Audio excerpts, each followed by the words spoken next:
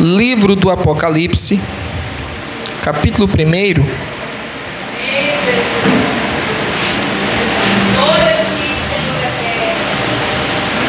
Hoje eu quero falar no tema Eu sou o que vive. Livro do Apocalipse, capítulo 1, versículo 12.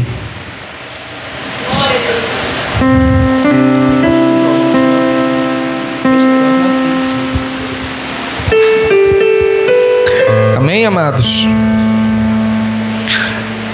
A palavra de Deus nos diz desta maneira: voltei-me para ver quem falava comigo, e voltado vi 7 candeeiros de ouro, e no meio dos candeeiros um semelhante a filho de homem, com vestes talares, e cingido à altura do peito com a cinta de ouro. A sua cabeça e cabelos eram brancos como a alva lã, como neve. Os olhos como chama de fogo. Os pés semelhantes ao bronze polido, como que refinado numa fornalha. A voz como voz de muitas águas. Tinha na mão direita 7 estrelas, e da boca saía-lhe uma afiada espada de 2 gumes. O seu rosto brilhava como o sol na sua força. Quando o vi, caí a seus pés como morto. Porém ele pôs sobre mim a mão direita, dizendo: não temas, eu sou o primeiro e o último, e aquele que vive. Estive morto, mas eis que eu estou vivo pelos séculos dos séculos, e tenho as chaves da morte e do inferno. Escreve, pois, as coisas que viste, e as que são, e as que hão de acontecer depois destas. Quanto ao mistério das 7 estrelas que viste na minha mão direita, e aos 7 candeeiros de ouro, as 7 estrelas são os anjos das 7 igrejas, e os 7 candeeiros são as 7 igrejas. Prossiga com sua Bíblia aberta, feche os teus olhos, vamos dar graças a Deus. Pai Santíssimo e Deus Todo-Poderoso, nós te louvamos, Pai, porque mais uma vez temos a rica oportunidade de ouvirmos a Tua voz, de recebermos a instrução do Espírito Santo. Meu Deus, que nesta noite a Tua igreja seja impactada e edificada pelo Teu poder, Senhor. Que a Tua igreja seja despertada, Pai, a um novo mover do Teu Espírito. Que a Tua igreja seja avivada pelo poder do Teu Espírito Santo. Que aqueles que estão caídos sejam levantados nesta noite. Aqueles que se encontram fracos sejam fortalecidos. Aqueles que se encontram desanimados sejam animados e encorajados pela Tua poderosa palavra, Senhor. Em nome de Jesus nós te pedimos. Amém. Meus amados, podeis tomar um assento, com a Bíblia aberta, em nome do Senhor Jesus. Amados do Senhor, a igreja do Senhor Jesus aqui na terra, ela não está ao léu, ela não está desamparada, ela não está abandonada. A igreja do Senhor aqui na terra, ela tem dono. A Bíblia diz que nós não somos de nós mesmos, porque fomos comprados para Deus através do sangue precioso do Senhor Jesus, que foi derramado na cruz do Calvário. Quem manda na sua vida não é você, é o próprio Deus. Quem governa a igreja não é o homem, não é a mulher, é o próprio Deus. Quem dá ordem à igreja não é os homens, é o próprio Deus. Amados, quando eu olho para a situação atual de muitas igrejas cristãs evangélicas, eu fico assustado e também muito triste, porque parece que muitos líderes se esqueceram que eles estão apacentando um rebanho que não lhes pertence, mas pertence ao próprio Deus. Parece que esses homens e essas mulheres se esqueceram que o dono da igreja está sentado sobre um trono inabalável e que tem olhos como chamas de fogo para analisar e examinar cada uma das obras realizadas aqui nesta terra. Infelizmente, muitos homens, muitas mulheres têm transformado a igreja em uma empresa, têm transformado a igreja em palanque político, têm transformado a igreja em um lugar onde o púlpito é franqueado a viés ideológico. Se esqueceram de que a centralidade do culto da igreja do Senhor é a própria palavra de Deus. Quando você olha até as obras do Espírito Santo estão sendo comercializadas. Os dons de revelação estão sendo comercializados pelos famigerados profetas do Pix. Os milagres que acontecem dentro desses locais, realizados pelo poder do Espírito Santo, estão sendo usados como marketing pessoal desses homens. Mas eu digo uma coisa à igreja do Senhor: Jesus Cristo, Ele está olhando para cada um desses locais. E em breve o Senhor Jesus Cristo realizará justiça na terra. E a Bíblia diz que Jesus, quando Ele realizará justiça na terra, Ele começará pela sua própria casa. Quando Jesus vier passear pela terra para realizar sua justiça, não pense que Ele começará pelos bares. Não pense que Ele começará pelas baladas, pelos clubes, pelos prostíbulos, mas Ele começará pelos templos religiosos, pelas igrejas.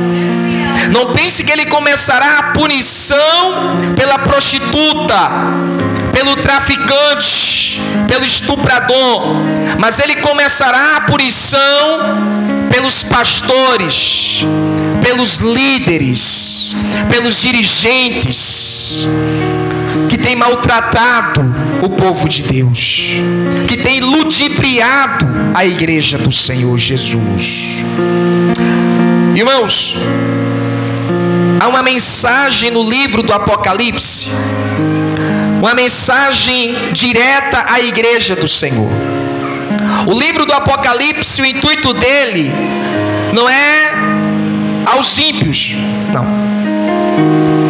O intuito do livro do Apocalipse não é oferecer uma mensagem ao mundo ímpio, mas o livro do Apocalipse, em todo o seu conteúdo, é dirigido especificamente à igreja do Senhor Jesus.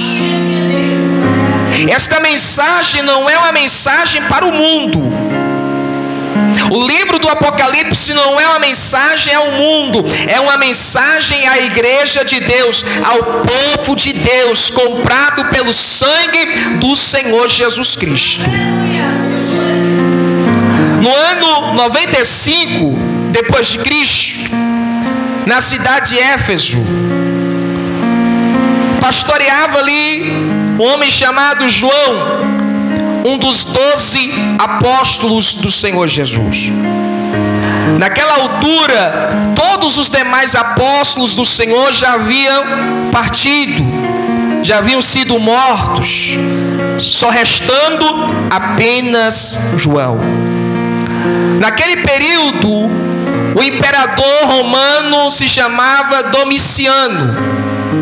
Era um homem cruel, um homem bárbaro, que naquele mesmo ano em 95 depois de Cristo, ele levantou uma acirrada perseguição contra a igreja do Senhor em todo o Império Romano. Se o cristianismo não era uma religião oficial, Domiciano tornou o cristianismo um dos maiores crimes dentro do Império Romano. Aonde houvesse igreja, ali estava o exército romano para destruir aquela igreja. Aonde houvesse alguém proclamando o nome do Senhor Jesus, ali havia sangue sendo derramado daqueles cristãos primitivos. Chega ao conhecimento do imperador Domiciano que um dos últimos apóstolos de Jesus Cristo pastoreava a igreja em Éfeso, uma importante cidade da Ásia Menor. Domiciano então manda prender o apóstolo João e o levá-lo até Roma para o seu julgamento e sentença. Quando o apóstolo João ele chega diante de Domiciano, Domiciano apresenta a João as acusações, e as acusações eram: você é um pregador da palavra de Jesus. Isso não era para João uma acusação, mas era um elogio do apóstolo João. Domiciano apresenta as acusações e pergunta a João: é verdade essas acusações sobre você? O apóstolo João ele diz com toda a coragem, de peito aberto, ele diz: sim, eu sou fiel testemunha de Jesus Cristo. Domiciano ele dá uma oportunidade a João, ele diz: você agora tem a oportunidade de negar a esse Jesus, a esse homem que você diz que ressuscitou e que vive. Você tem a oportunidade de negá-lo, e todas as acusações serão retiradas e você será inocentado. Eu imagino que se Domiciano perguntasse isso para muitos crentes aqui, antes dele terminar a proposta, muitos crentes já levantariam a mão: tá bom, eu aceito, pelo amor de Deus, porque eu não quero morrer, eu não quero ser cancelado, eu não quero ser maltratado. E Domiciano ele é bem claro, o apóstolo João, ele diz: olha, você está vendo ali aquela bacia cheia de azeite fervendo? Se você não negar esse Jesus a quem você prega, você será lançado ali. O historiador Tertuliano e Eusébio de Cesareia dizem que o apóstolo João, ele ao olhar aquele tacho de azeite fervendo, nem sequer ele treme, não há lágrimas nos seus olhos. Eu penso que João tinha o mesmo sentimento do apóstolo Paulo. Ao escrever aos Coríntios, ele diz que ele desejaria partir e encontrar o Senhor Jesus. Eu imagino que quando João ele olha aquele tacho de azeite fervendo, ele vê ali, irmãos, não o final da sua caminhada, mas o início da sua caminhada na vida eterna com o Senhor Jesus. E João, com toda a coragem que um cristão deve ter, destemidamente ele responde: eu não negarei o meu Jesus Cristo.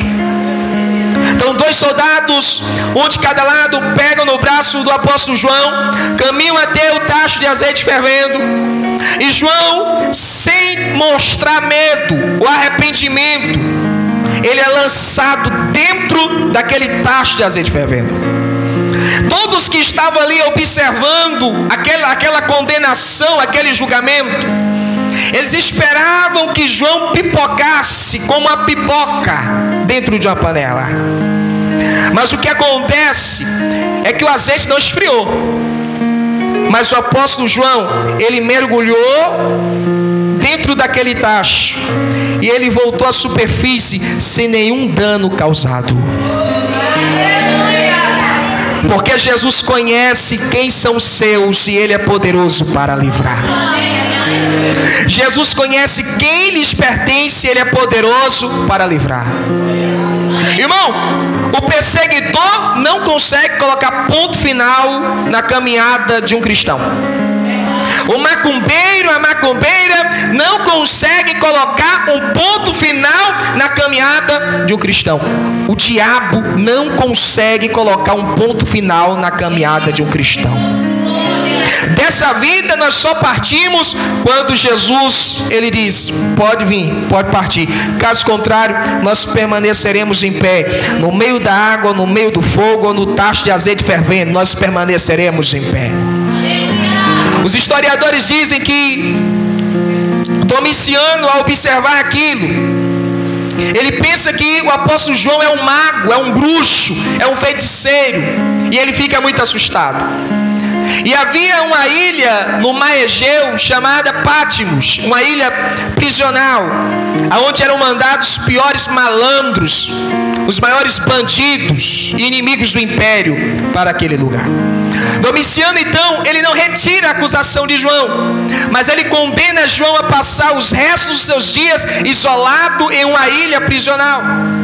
Então colocam João dentro de um barco, levam João até a ilha de Patmos e deixam João na praia, e o barco retorna e João se vê sozinho naquela ilha de Patmos.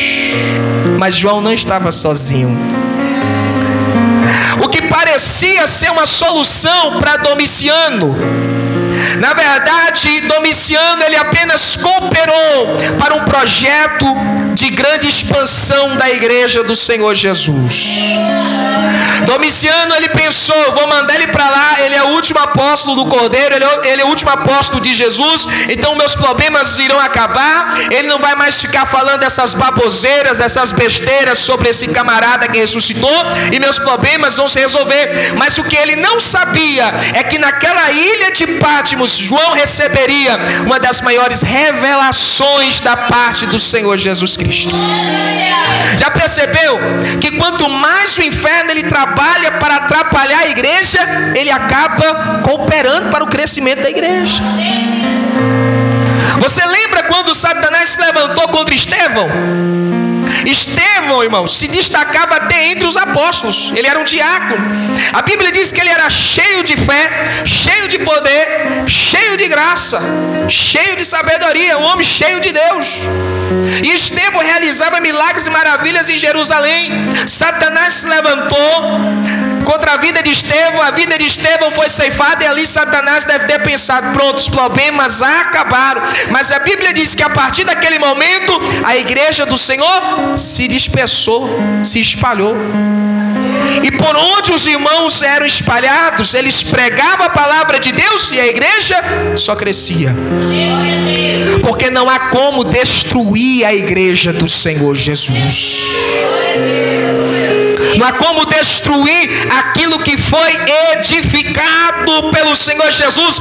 O Senhor Jesus Cristo disse aos seus discípulos: esta é a minha igreja, e as portas do inferno não prevalecerão contra ela. As portas do inferno não irão suportar o avanço da igreja do Senhor Jesus. Amados, e João, ele naquela ilha se vê sozinho, abandonado.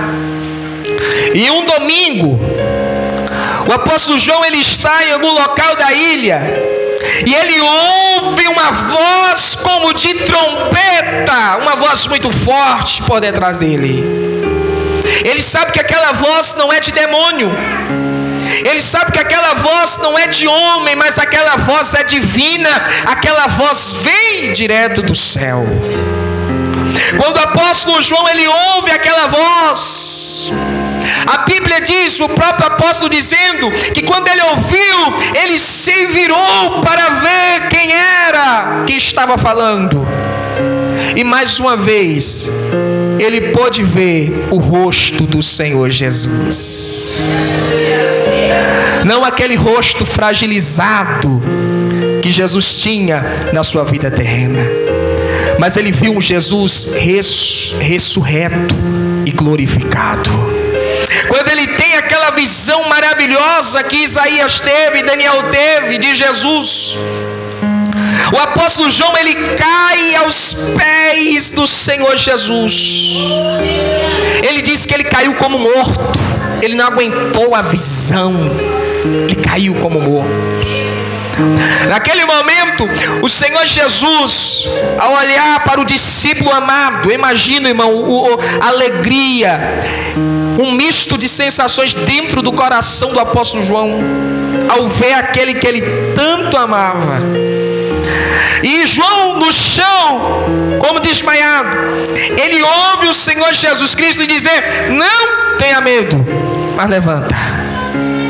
Versículo 17, Jesus diz a João: não tenha medo, eu sou o primeiro e o último, e aquele que vive.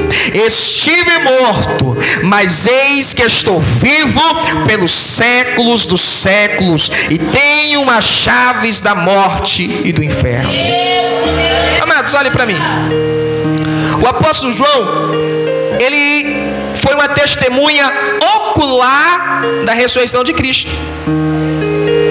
Ele também foi uma testemunha ocular da ascensão de Jesus. Ele viu Jesus morrer, viu Jesus ressuscitar e viu Jesus subir aos céus. E a primeira coisa que Jesus está falando ao apóstolo é: aquele que vive, estive morto, mas eis que estou vivo. Parece ser uma contradição, porque João já sabia de tudo isso. Porque se ele estava perseverando a ponto de não temer as ameaças dos perseguidores, é óbvio que ele sabia que Jesus estava vivo. Mas esta mensagem de Jesus era para o tempo em que a igreja estava passando naquela época de João.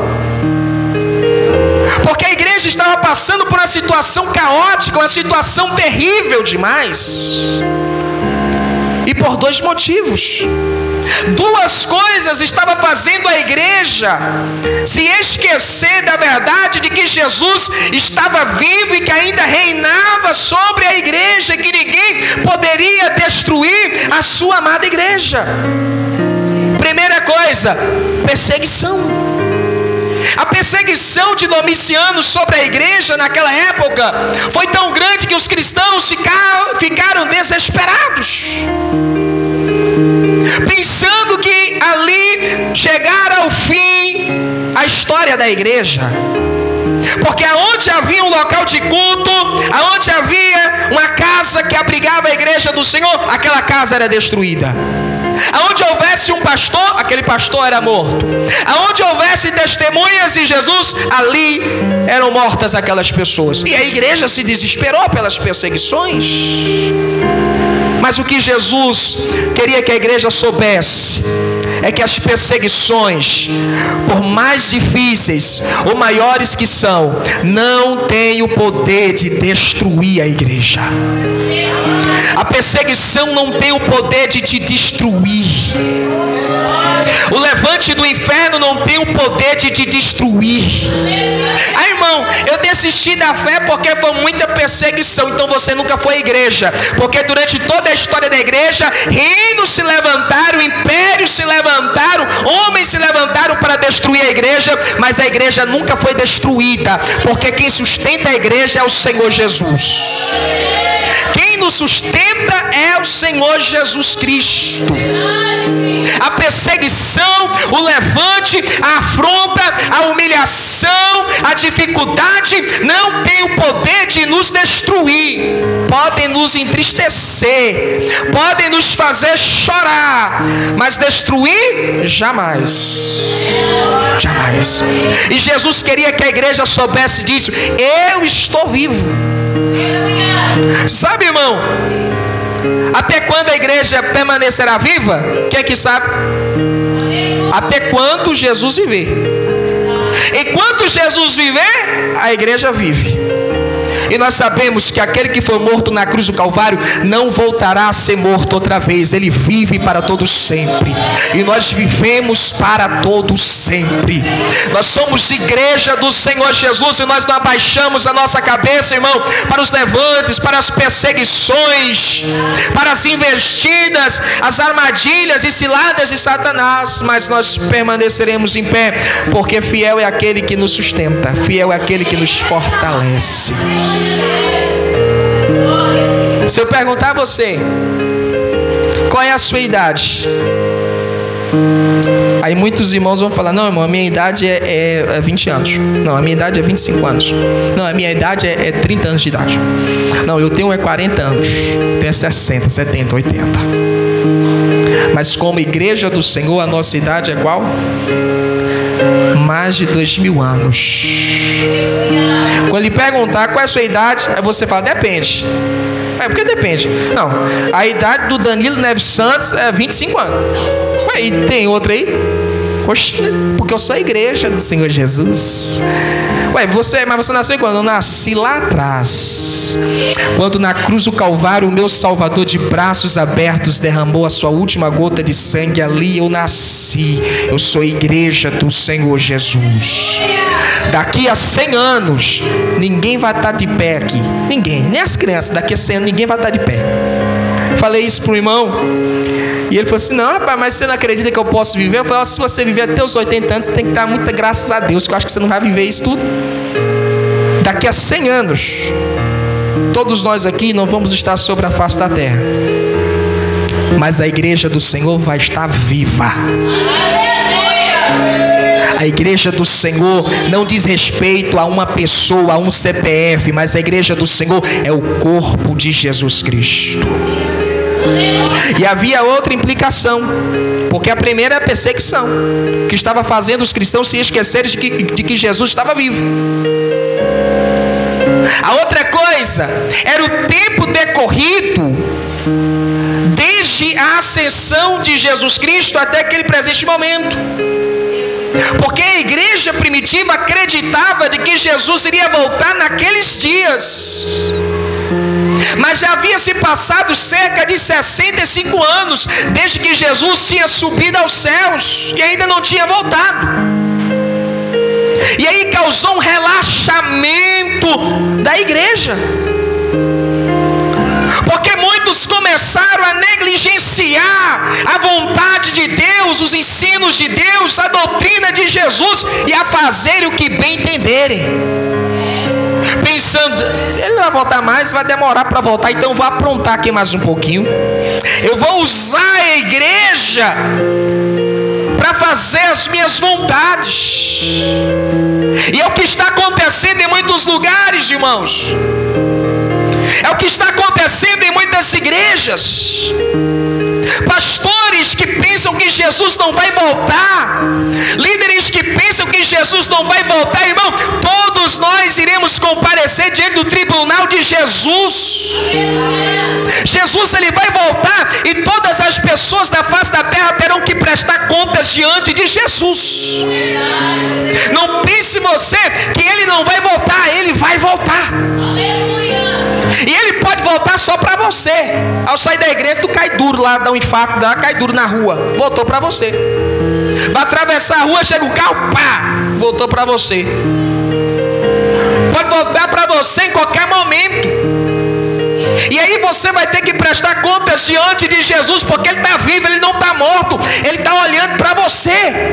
Ele está olhando para os teus pensamentos, ele está olhando para o teu coração, para as tuas obras, para aquilo que você tem feito. Ele está olhando para tudo que você está fazendo, meu irmão, porque ele está vivo. O nosso Senhor Jesus não está morto, ele está vivo.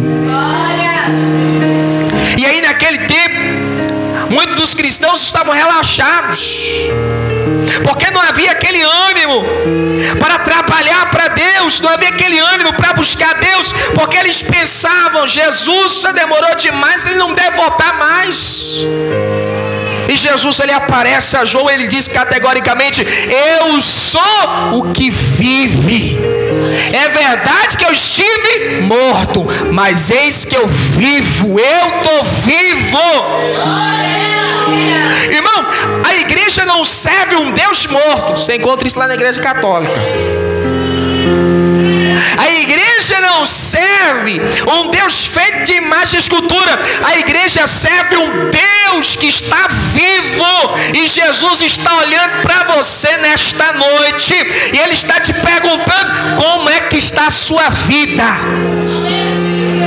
E Ele está perguntando para você como é que está a sua vida. Então começa a aprumar a sua vida diante de Deus. Começa a consertar a sua vida de oração, de jejum, de evangelização. Começa a consertar o seu caminho diante dele, porque Ele está vivo.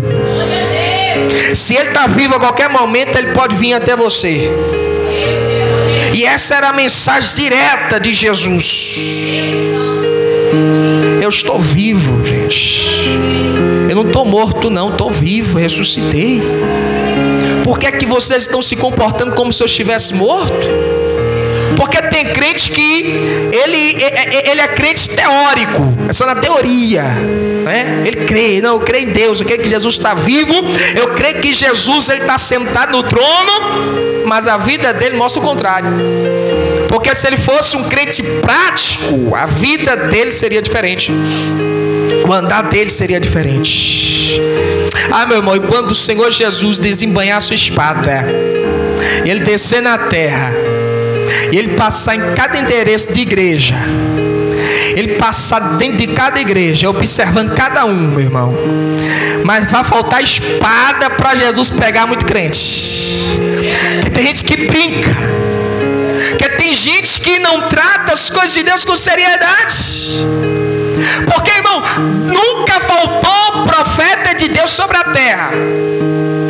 Nunca faltou homem e mulher de Deus sobre a terra para anunciar a palavra de Deus. Nunca faltou. Mas as pessoas tratam as coisas de Deus de brincadeira, pensando que o nosso Senhor Jesus está todo atrofiado no seu trono, pensando que o Senhor Jesus Cristo não está vendo, não está observando. Então o Senhor Jesus, Ele tem uma mensagem para mim e para você nesta noite, para nós vigiarmos em nossos passos e aprumar nossa vida e fazermos a vontade dEle, porque Ele está vivo, meu irmão. Ele está vivo e está olhando para cada um de nós. Está olhando, Ele está olhando para você. Ele está olhando. João, ele tem uma visão, e ele vê o Jesus Cristo ressuscitado, glorificado, passando entre 7 candeeiros. Está os candeeiros e Jesus passando entre os 7 candeeiros. Na mão direita de Jesus, João vê 7 estrelas. Na boca de Jesus, ele vê saindo uma espada afiada de 2 gumes. Ele fica muito maravilhado com aquela visão, e ele entende que aí tem um mistério de Deus, mas ele não sabe qual é o mistério de Jesus.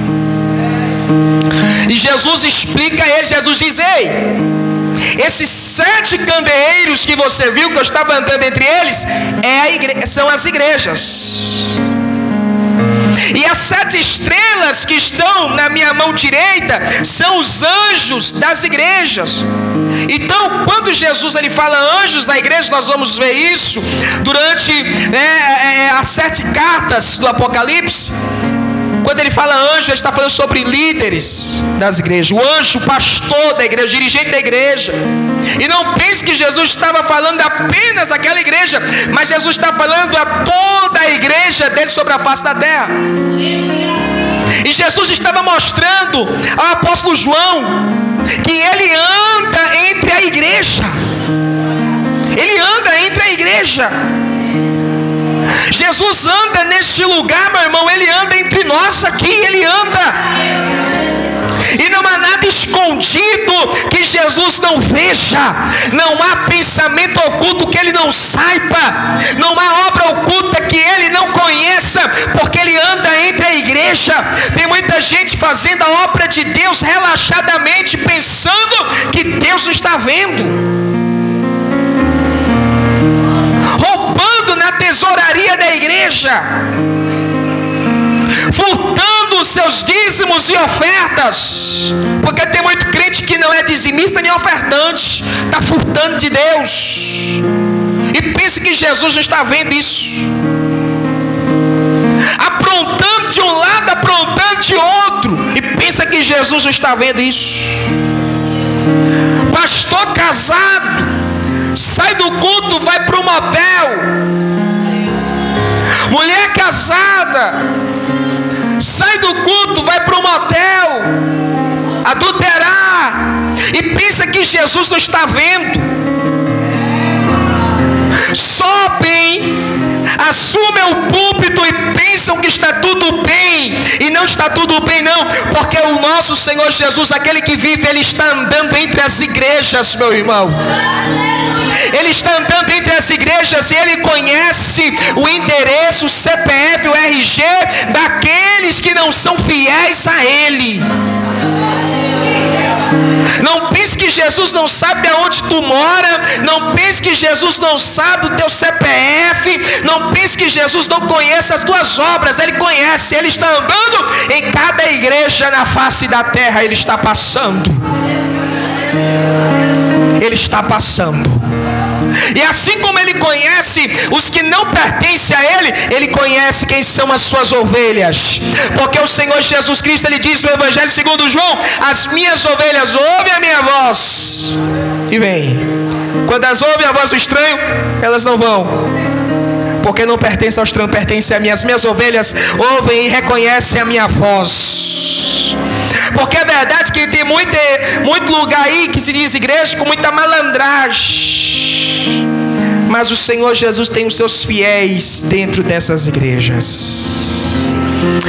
Tem aqueles que são fiéis nos dízimos e nas ofertas, são fiéis na oração, são fiéis no jejum, são fiéis ao seu casamento, são fiéis à sua família, são fiéis à doutrina do Senhor Jesus. E Jesus conhece quem são cada um deles, porque na hora que o pau começar a quebrar, esses vão receber o livramento da parte de Deus, esses vão receber a proteção da parte de Deus, porque Jesus está passando entre as igrejas e há uma espada afiada saindo da sua boca, e essa espada é a justiça de Jesus.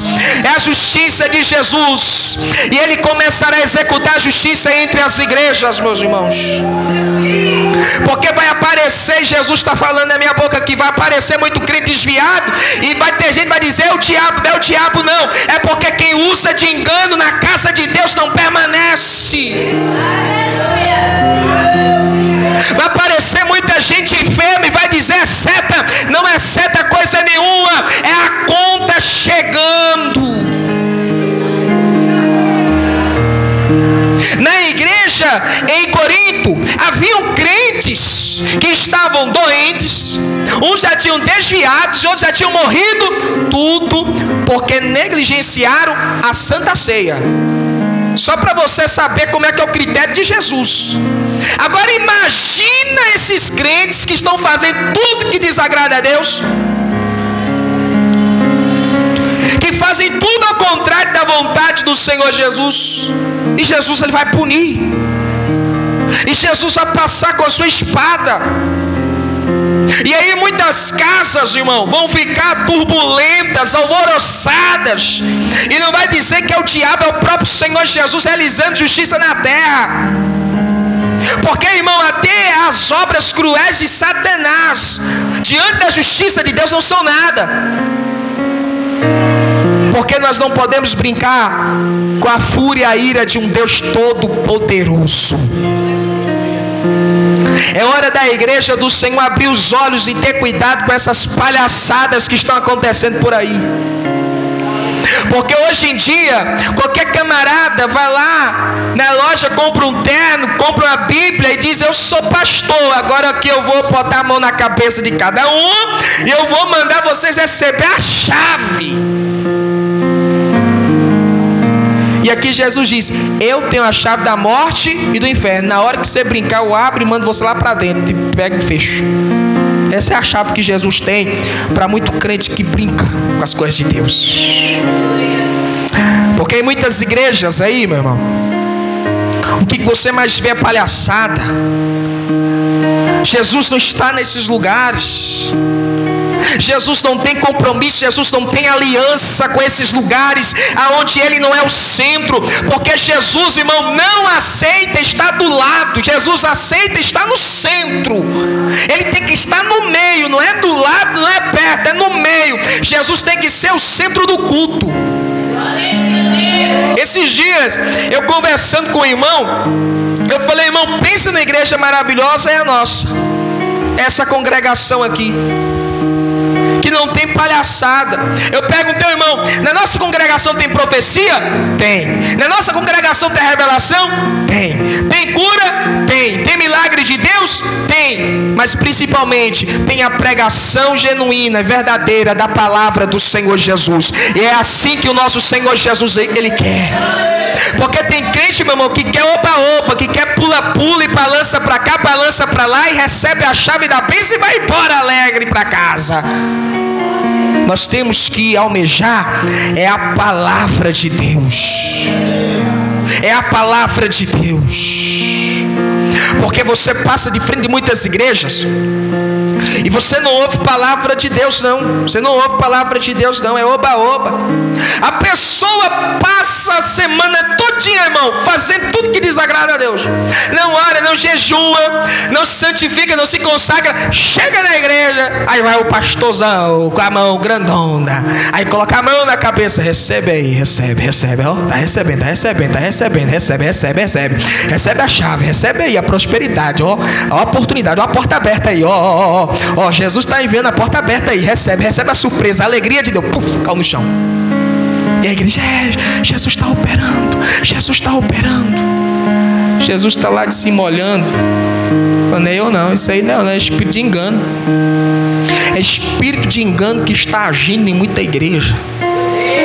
Porque agora está na moda muitos pastores fazerem pacto com a pombagira cigana.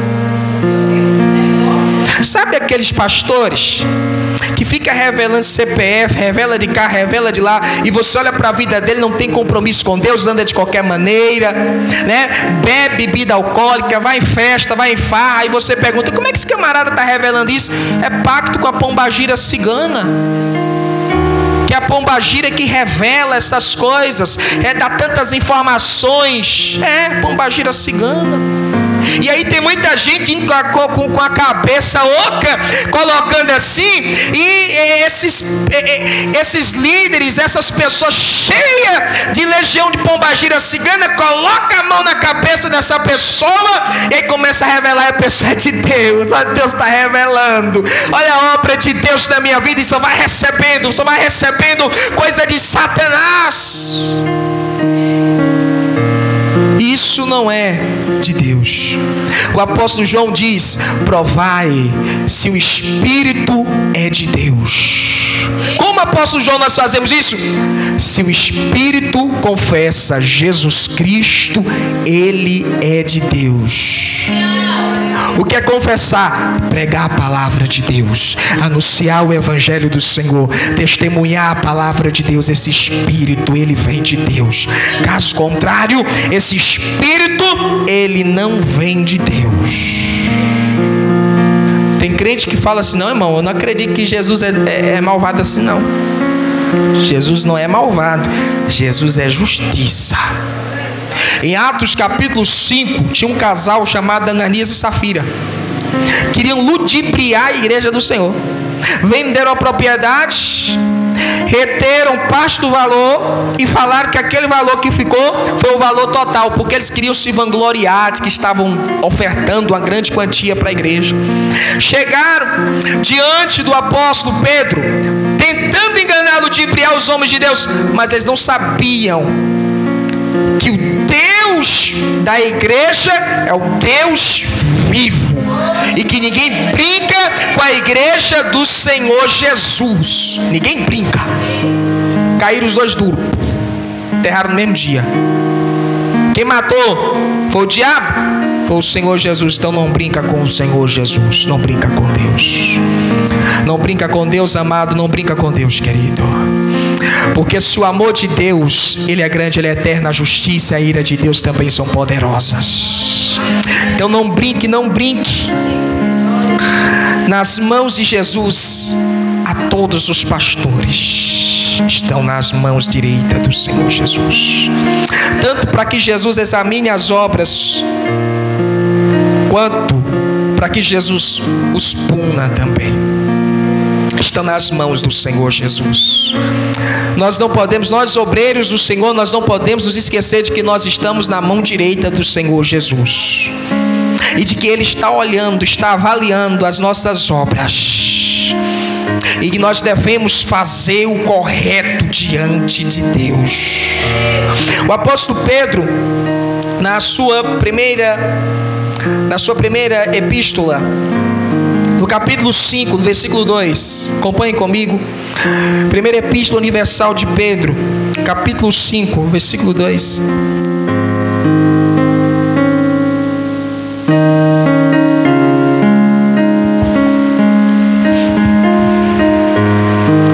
A Bíblia Sagrada diz assim, 1 Pedro, capítulo 5, versículo 2. A Bíblia Sagrada diz assim: pastoreai o rebanho de Deus que há entre vós. Essa frase aqui está no imperativo. Ele não está pedindo, ele está ordenando. Quando Deus chama, Ele não pede, Ele ordena. Pastoreai o rebanho de Deus que há entre vós, não por constrangimento, força do ódio, né, irmão? A gente faz tudo na força do ódio, é ou não é? Vamos cantar, vai cantar na força do ódio. Jesus não quer isso aqui não. Vai limpar a igreja, vai na força do ódio. Tudo na força do ódio. Não, Jesus não gosta disso não. E Ele castiga quem faz assim. Tudo que for fazer, faça com alegria. Faça com alegria, faça com felicidade para o Senhor Jesus, porque é assim que Ele recebe. Mas espontaneamente, como quem? Como Deus quer. Nem por sorte da ganância, mas de boa vontade. Porque tem gente que só faz a obra de Deus se tiver algo em troca, né? Se tiver recebendo algo em troca é uma barganha, né? Eu faço se eu estiver recebendo. Se eu não receber, eu não faço. Nem como dominadores dos que foram confiados, dos que vos foram confiados. Deus não quer que nós apacentemos o rebanho dele como tiranos, porque nós não estamos cuidando daquilo que é nosso, estamos cuidando daquilo que pertence a Deus. E tudo tem que ser cuidado com amor, com carinho. Foi isso que eu falei para vocês ontem na escola bíblica. Antes, tornando-vos modelos do rebanho. Eu digo aos irmãos, o rebanho de Deus, irmãos, obreiros do Senhor, pregadores da palavra de Deus, o rebanho de Deus tem que olhar para nós e nos ver como um modelo a ser seguido. Como modelo a ser seguido. O obreiro do Senhor Jesus, ele tem que ter muito cuidado em suas ações. A forma como ele age, a forma como ele fala, como ele trata os outros, ele tem que ter muito cuidado, porque ele tem que ser modelo. Eu pergunto aos irmãos que estão aqui, os obreiros do Senhor, se toda a igreja fosse como vocês, se todas as pessoas da igreja fossem como vocês, a igreja seria abençoada ou seria atribulada? Ora, logo que o supremo pastor, a igreja tem pastor sim ou não? A igreja tem um supremo pastor e é um só. Se manifestar, recebereis a inacessível coroa da glória. E é isso que ele diz à igreja do Senhor. Ele irá se manifestar e nós receberemos o nosso galardão. Receberemos a nossa recompensa da parte do Senhor Jesus Cristo. Porque é chegado o tempo, meu irmão, de Jesus recompensar cada um conforme as suas obras. Chegado o tempo do Senhor Jesus Cristo, irmão, puxar a corda. Porque ele vai dando corda, vai dando corda, vai dando corda. Chega um momento que ele puxa. Ele puxa a corda. E dependendo da velocidade que você vai andando com a corda solta, na hora que ele segurar, Jesus, ele está puxando a corda, ele está segurando a corda. É tempo de nós, igreja do Senhor Jesus, entrarmos na presença do Senhor e consertarmos os nossos caminhos. Porque é isso que o nosso Senhor Jesus exige de cada um de nós. É isso que o Senhor Jesus Cristo exige de mim e de você nesta noite. Você que está parada, você que está parado, você que está fora da posição de Deus, você que está fora da presença do Senhor, esta é a noite para você endireitar a sua vida, colocar tudo no eixo, colocar tudo no lugar, porque o nosso Deus, o nosso Senhor Jesus, Ele não está brincando, Ele nunca brincou. Satanás, ele brinca, Satanás, ele zomba, ele faz de tudo, mas o nosso Senhor, Ele é verdadeiro, Ele não brinca em suas palavras. É tempo de nós consertarmos a nossa vida de oração, porque há muitos que não oram mais sequer nem 10 minutinhos dentro da sua própria casa. Há muitos que nem pelas madrugadas se ouvem mais a sua voz. Não se vê mais as lágrimas caindo dos olhos. É tempo de nós consertarmos a nossa vida, viu? É tempo de nós consertarmos a nossa vida de jejum, porque tem crente que nem jejuar, jejum mais. Aí, irmão, eu sinto uma dor de cabeça quando eu vou jejuar. Cuidado, senão, mesmo você comendo muito, Jesus vai fazer você morrer. Então jejua, viu? Jejua o quanto você aguenta, o quanto você suporta. Se você suporta 1 hora, então jejua 1 hora. Suporta 30 minutos, então jejua 30 minutos. Jejua o tanto que você aguenta, o tanto que você suporta, mas não deixe a sua vida espiritual se desgraçar. É tempo de nós consertarmos, irmãos, o nosso compromisso com a palavra do nosso Deus. Porque tem crente que passa o dia todinho, não abre a Bíblia para meditar, não abre a Bíblia para ler. Jesus está olhando para isso, pelo desprezo que você tem pela palavra dele. Tempo de nós consertarmos. É tempo de nós nos levantarmos e anunciarmos a palavra do Senhor Jesus ao mundo. Porque a única coisa que impede muitas pessoas não é o tacho de azeite fervendo, não é a ilha de Patmos, é a preguiça, é o desinteresse pelas coisas de Deus. Então é tempo de nós nos levantarmos e fazermos a obra do Senhor Jesus, aceitarmos o chamado de Deus na nossa vida e trabalharmos para o Senhor, meu irmão, porque já é a última hora. O nosso Senhor Jesus já está voltando e Ele tem voltado para muitas pessoas. Muitos dos nossos irmãos já têm partido, já têm falecido para encontrar com o Senhor Jesus. E nós queremos encontrar com o nosso Mestre nesta noite. Irmãos, se ponha de pé em nome do Senhor Jesus. Se ponha de pé em nome do Senhor Jesus Cristo. Porque esta noite o nosso Senhor Jesus, Ele reservou para nos avivar, para nos despertar. Porque o Senhor Jesus, Ele não falou apenas a Éfeso, a Pérgamo, a Tiatira, a Sardes, a Filadélfia, a Laodiceia, mas o Senhor Jesus, Ele fala a esta igreja nesta noite. Oh, aleluia, Senhor Jesus. Você, meu irmão, que está com a vida fora da posição de Deus, que não está da maneira como o Senhor quer, eu quero que neste momento você, com seu coração aberto, não resista ao Espírito Santo de Deus. Eu quero que você não resista ao Espírito Santo de Deus, mas eu quero que você, com o coração aberto nesta noite, firme o compromisso com o Senhor. Quero que você nesta noite, coração aberto, endireite o seu caminho e passe a servir ao Senhor, porque Ele é um Deus vivo. Aleluia, Senhor Jesus. Nós te adoramos, nós te amamos. Nós adoramos a Ti, Senhor.